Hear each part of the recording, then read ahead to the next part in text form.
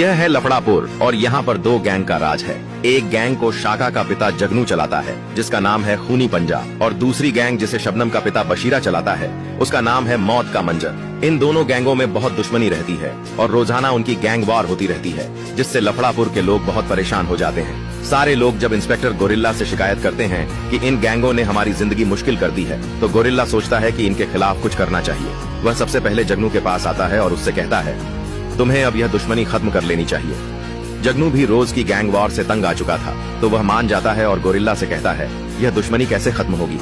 Gorilla कहता है, अब एक ही तरीका है, अगर तुम शाका की शादी शबनम से कर दो तो यह दुश्मनी रिश्तेदारी में बदल जाएगी और खत्म हो जाएगी। जगनू तैयार हो जाता है और जगनू के कहने पर शाका भी मान जाता है। जगनू बशीरा के पास जाता है और कहता है, यह रोज रोज की गैंग वॉर ठीक नहीं है, अब इस दुश्मनी को रिश्तेदारी में बदल दो।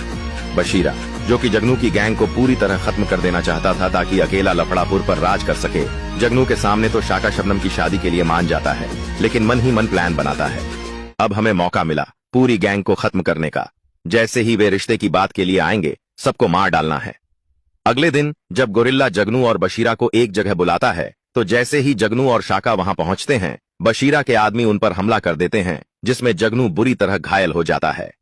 गोरिल्ला बशीरा के लोगों को रोकने की कोशिश करता है।